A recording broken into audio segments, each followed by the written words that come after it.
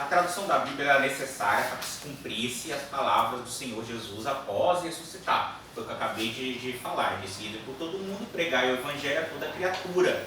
Ora, o mundo está dividido em nações, tribos, povos, cada qual com sua língua. E hoje o que vemos as Escrituras, totalmente ou em parte, traduzidas para 2.377 línguas. Sabemos que aquele que comissiona os discípulos para tão grande obra provém meios para a sua realização. Só que a gente tem aí mais de 5.000 dialetos diferentes. Tem muita gente ainda sem acesso à palavra de Deus, e isso está se encurtando ao longo do tempo. E a internet tem ajudado muito isso. Ela tem feito essa tradução, tem levado essa palavra de Deus aos 4 cantos do mundo. E quanto mais o tempo se passa, mais a palavra de Deus alcança aqueles que talvez 2, 3, 10 anos atrás não tinham esse tipo de acesso. Tá? E aí nós vamos falar de algumas versões, das versões semíticas, que são versões de povos mais antigos, como os samaritanos e o próprio povo hebreu. Pentateuco samaritano. Este não é propriamente uma versão, é um texto hebraico do Pentateuco, escrito nos velhos caracteres hebraicos ou em samaritano, um dialeto oriundo do hebraico antigo, surgido com a mescla, ou seja, a mistura do povo assírio, trazido para Samaria por Sargão II, que era o rei da Síria nessa época, por ocasião do cativeiro das 10 tribos. Tá? Aqui vale a pena a gente fazer um rápido resumo para você lembrar o problema da Samaria, dos samaritanos, tá? Inclusive por que eles não se dão com judeus até a presente data. Rapidinho, principalmente quem já passou pelos profetas vai lembrar da história, mas nós tínhamos 12 tribos até a divisão do reino, nós vimos isso aí na história dos profetas, Saul, veio Davi passou seu reinado para Salomão foi um excelente rei. Só que no finalzinho lá da sua vida, já velhinho, meio caduco, começou a fazer besteira, principalmente a mulher demais. Ele acabou se prostituindo, sendo idólatra, e aconteceu uma guerra civil. Então Israel se separou em 2 partes. 10 tribos foram para o norte e levaram boa parte do território. E 2 tribos foram para sul e ficaram então com Judá e Benjamim. Lembra disso, No sul, apesar de uma tribo menor, eles ficaram com Jerusalém como capital, inclusive o Templo de Salomão. As 10 que foram para o norte, tá? Elas ficaram com capital em Samaria. Em 722 a.C., o que aconteceu? O Império Assírio, que era uma potência da época, acabou com Israel, reino norte. Levou as 10 tribos cativas, e ali o povo israelita daquela época começou a se misturar com os assírios e pegar algumas de suas tradições, entre elas a idolatria. Quando eles começaram a se retornar e queriam se misturar para os judeus já não aceitavam mais, porque eles eram um povo mestiço. Lembrando que quem ficou com as 10 tribos do lado norte, todos os reis que passaram por lá, eles não eram da linhagem de Davi. Todos os reis que não tinham a sucessão de trono prometida pelo próprio Deus. Em compensação, quem ficou com as 2 tribos lá do sul, Judá, todos os reis eram descendentes de Davi. Não quer dizer que todos eles foram bons. Nós vimos que tiveram muitas carnes de pescoço quando estudamos os profetas, Mas pelo menos eles seguiram uma linhagem de Davi. Daí vem então a rixa dos judeus, que ficaram com a parte sul, com os samaritanos, que acabaram ficando com a parte norte. E até hoje eles não aceitam, eles acham os samaritanos um povo mestiço, idólatra, e os judeus não aceitam a idolatria até os dias de hoje. Desde que eles passaram pelo cativeiro, eles aprenderam a lição. E essa Bíblia que eles falam, esse Pentateuco samaritano, é o mesmo Pentateuco hebreu, só que uma versão de um dialeto que eles adquiriram dentro da Síria. Mas não muda nada a questão do texto, não. Tá? É um hebraico um pouco mais antigo, misturado com a linguagem assíria. E aqui está dizendo, só para a gente lembrar o que aconteceu aqui. Dele existem muitas cópias, é a bíblica da seita dos samaritanos, que teve início com a expulsão de Manassés de Jerusalém. Manassés foi um camarada que queria ajudar a reconstrução de Jerusalém. Os judeus não aceitaram a ajuda dos samaritanos, justamente porque consideram eles um povo mestiço. Inclusive, a rixa, só para vocês terem ideia, é tão grande que eles não tocavam em objetos com os samaritanos, entendeu? Se o samaritano comesse naquele prato ali, o judeu não tocava naquele prato. Uma das passagens que deixa isso bastante atentado, assim, porque a mulher samaritana se assustou, foi quando Jesus pediu água para ela, né? Ela olhou assim e falou: calma aí, como você, judeu, fala comigo, sou samaritana, me pede água, vou ter que te dar do meu cântaro. E os judeus não tocam em nada que o samaritano toca. Ela ficou assustada, porque ela sabia que aquilo contradizia tudo que ela tinha aprendido até então. Tá? Então, essa Pentateuco samaritano, ele é a Bíblia, é a lei de Moisés. Os samaritanos seguem mesmo Deus. Tá? O problema deles é que eles se miscigenaram muito. E isso foi uma ordem do Senhor, que não se misturasse os povos, né? Que não se misturasse com os povos pagãos. E os samaritanos fizeram isso e até hoje eles não são aceitos. Vamos lá, cadê onde eu parei? E consequentemente, inclusive aqui conta que eles quiseram até construir um templo, já que os judeus não permitiam que eles issem ao templo de Jerusalém adorar a Deus, porque eles não eram aceitos mais em Judá. Então eles construíram um templo no monte de Gerizim, mais ou menos 400 anos antes de Cristo, tá? E os próprios judeus destruíram esse templo depois. Mas o exemplar do Pentateuco samaritano foi distribuído aí e existia cópias, como diz aí, as muitas. Os manuscritos existentes estão escritos nos dialetos samaritanos. Eu falei que essa mistura do hebreu com o assírio, tá? E não usa o samaritano exibe antigos manuscritos do Pentateuco samaritano na sinagoga que lá se encontra. Eles afirmam que desses manuscritos foi escrito por um bisneto, olha só o absurdo, tá? Um bisneto de Moisés, no 13º ano após a conquista de Canaã por Josué. Não tem nenhum fundamento, nenhuma prova histórica disso, tá? Outra versão dos escritos bíblicos, os Targums, tá? Importante para você não confundir Targums com uma outra palavra muito parecida, vamos falar mais para frente daqui a pouquinho, tá? Que é o Talmud, é uma outra situação. O que são Targums? Explicações em aramaico a respeito do Antigo Testamento. É como alguém comentasse, tem algumas Bíblias que tem comentário, né, explicações ou interpretações. Targums eram explicações em aramaico a respeito do Antigo Testamento, tá? Escrito por normalmente rabinos judeus.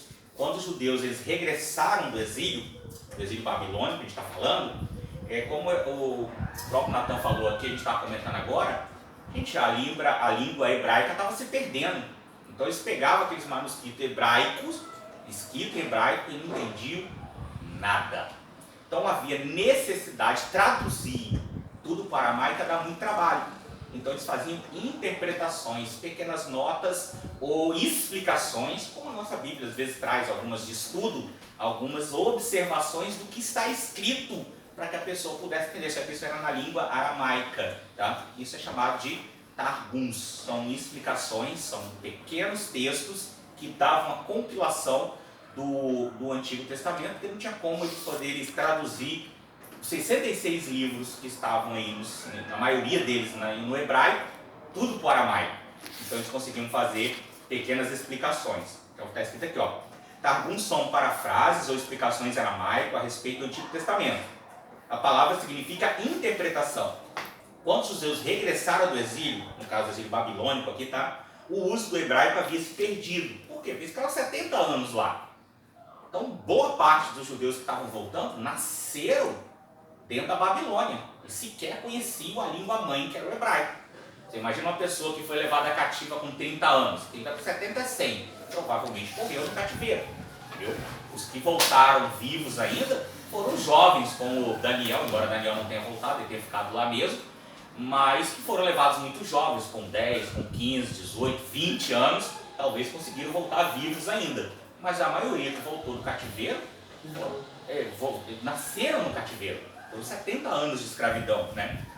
Dentro da Babilônia, fora ainda os persas e os gregos, enfim. Então a língua hebraica estava se perdendo, por isso a necessidade de rabinos e estudiosos mais antigos fazerem essas explicações em aramaico.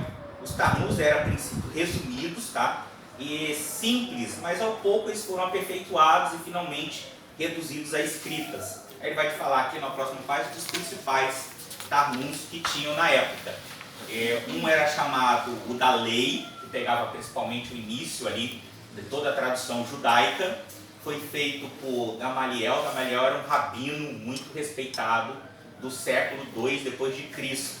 Tá? Não, Gamaliel que instruiu Paulo. Oi? É outro Gamaliel, né? Não, isso aí é século II depois de Cristo. E também teve o outro que pega mais os livros proféticos e históricos, tá? Esse do Gamaliel, ele pega muito mais a lei, pega mais o Pentateuco. Esse aqui, ó, o dos profetas e livros históricos, foi feito por Jonathan Uziel, e que diz ter sido discípulo de Eliel da época posterior, que também era um rabino muito respeitado na época. Aqui fala justamente o que eu te comentei agora, eu vou explicar a diferença para vocês. Não confundir os Targums com Talmud, ou Talmud, tá? Que é conjunto de tradições judaicas e explicações orais do Antigo Testamento, reduzidas à escrita no século II a.C. Qual a diferença de uma coisa para outra? O que é o Talmud para o judeu hoje? Tá? O Talmud explica a tradição judaica. Ele pega a lei de Moisés e mostra como aquilo deve ser seguido. Tá? É um rito de tradição judaica. Ele pega lá todo o livro, principalmente das leis ali, que pega depois de Êxodo, Deuteronômio, Levítico principalmente, e ele faz uma explicação específica das leis e de como o povo judeu deve seguir a sua tradição. Uma espécie de Bíblia com comentários. Mas diferente do Talmud, que pega, por exemplo, o Velho Testamento como um todo e começa a explicar ele em pequenos fragmentos em aramaico, tá? O Talmud é, como se diz assim, um manual passo a passo de como o povo judeu deve seguir o seu ritual. Claro, baseado na lei de Moisés. Ele pega a lei de Moisés e dá aquela explanação, mas é específico para a lei. Tá? O Talmud é muito respeitado. Ele não é a Bíblia, mas ele é a explicação da lei. Como se um rabino mais experiente, vou pegar a lei de Moisés que eu vou explicar para vocês o que ele quer dizer. Aí eles escreveram o Talmud, sim, que é a tradição, aí explica as festas, como é que são o portar no templo, como é que é feito o sacrifício, tintim por tintim, está escrito no Talmud. Então, é só para a gente poder entender essa diferença. Aí nós vamos falar das versões gregas, tá? Tem aqui a Septuaginta, que nós já conversamos um pouquinho sobre ela na aula anterior, mas eu vou dar uma revisada. Ela foi a primeira tradução completa do Antigo Testamento, do hebraico, direto para o grego. Entendeu? Essa Septuaginta, ela tem esse nome. Vou contar um pouquinho a história, para a gente precisar fazer essa leitura toda do texto aí. O pessoal que estuda comigo sabe que eu não sou adepto a ficar lendo texto, não. Só quando é importante. Para fazer essa tradução, conta-se aqui que o rei na época, acho que é Filadélfo, ele contratou 72 eruditos, entendiosos da Bíblia, para poder fazer essa tradução. E essa tradução eles gastaram exatamente, isso é conto, tá? Não tem conto histórico, a Bíblia não relata isso.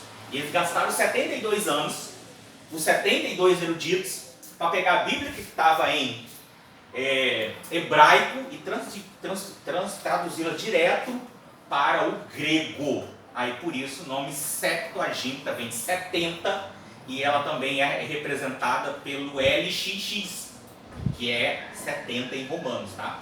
Quem não sabe, LXX ou Septuaginta. Então é o que está contando aí no item 1 das versões gregas. Ele vai dar detalhes do nome desses imperadores, tá? E como se derivou esse nome. Isso foi feito na ilha de Faros, e demorou 72 anos para ser feita essa tradução. É uma das mais aceitas até então, porque depois do grego você vai perceber que a Bíblia começou a ser traduzida para as outras línguas, até chegar nessas mais de 2.300 e não sei quantas que a nossa revista falou logo no início. Mas você não tem, por exemplo, igual o senhor falou, ninguém teve a, vamos dizer assim, a complacência de pegar o original em hebraico e traduzir para o português, por exemplo. Para chegar na nossa língua, ela fez uma volta. Tá? Eu vou falar uma curta aqui, pode ter sido mais, tá? Porque ela veio do grego, do hebraico para o grego, do grego para o inglês, do inglês para a língua latina, da língua latina para uma língua provavelmente próxima do nosso. Então ela vai fazendo isso aqui, ó. Entendeu? Essa aqui é importante porque na verdade, ela dá um giro. Essa primeira tradução aí, do hebraico diretamente pro grego, digamos, ela vem do original hebraico, pelo menos do mais próximo. Ela, digamos, foi o ponto de partida para começar as traduções para a sociedade ocidental. Seria isso. Inclusive, os apóstolos, eles usavam a tradução Septuaginta para pregar o evangelho. Quando eles iam, né, Paulo principalmente, tudo mais, que eles não tinham o Novo Testamento, né, eles são o Novo Testamento, eles vão escrever. Então eles iam pegar a palavra de Deus, eles tinham a lei dos primeiros livros. E a tradução em grego era dessa, da Septuaginta. Eles precisavam dessa tradução porque foi a primeira do hebraico para o grego. Porque o grego é o inglês como é hoje para a gente. Então Paulo já tinha esse material traduzido? Isso é antigo, tá? Do Antigo Testamento? Tá? Isso aí foi feito cerca de 100 anos antes de Cristo. Essa tradução do hebraico pro grego, tá? Foi 100 anos antes de Cristo. Mais ou menos na época de Alexandre o Grande. Lembra que Alexandre o Grande, ele teve uma visão que os outros grandes imperadores que subjugavam o povo não tinham. Ele pegou a sua língua e fez assim, ó. Espalhou pelos 4 cantos da terra. Com isso ele conseguiu mais território. Os outros, como Nabucodonosor, o próprio Ciro, ele não tinha essa preocupação. Nabucodonosor pegava os escravos e trazia para a Babilônia. E ali implementava a língua dele. Alexandre o Grande não. Ele deixava o povo e ele divulgava a sua língua, ele espalhou a língua grega aos 4 cantos do mundo. O mundo na época ali se resumia a praticamente o território europeu e parte da Ásia, né? Não se conhecia ainda essa parte da América, nem a parte da África como um todo, ainda era desconhecido. Então ele praticamente dominou aquilo ali. Então mais ou menos em 100 a.C. você tem essa tradução que era do hebraico para o grego. É chamada Septuaginta, uma das mais confiáveis, se não a mais confiável na minha opinião, porque ela pega os manuscritos mais originais, traz do hebraico para o grego e do grego para o mundo. Então, por exemplo, se for estudar quem quiser se aprofundar no grego, né, para poder entender melhor determinadas passagens da Bíblia, tem que estudar essa da Septuaginta. Se você conseguir falar a linguagem grega, é o melhor caminho, tá? Ou então do próprio hebraico. Já que você vai aprender grego, é mais fácil aprender o hebraico também. Praticamente, em matéria de dificuldade, aí, as línguas não tem muita semelhança, muita divergência entre uma, não. Mas sim, é porque o grego na época... Hebraico, quem fala hebraico hoje, gente? Hebraico só Israel e os povos próximos. Não tem, tá? Não tem mais. E na época não era diferente. Quem falava hebraico? Israel. E mesmo assim eles estavam perdendo a sua língua porque passaram muitos anos presos no cativeiro babilônico que estava assumindo o aramaico. Ninguém falava hebraico. Eu estou com um material extremamente importante em hebraico, só eu que entendo. Como é que eu vou falar para você então? Então você traduzir isso aqui para uma língua que todo mundo fala. Sim. Foi o grego. Tá? O grego, depois o latim, e aí veio para o mundo inteiro. Tudo bem? Texto 2, a tradução da Bíblia Ponte.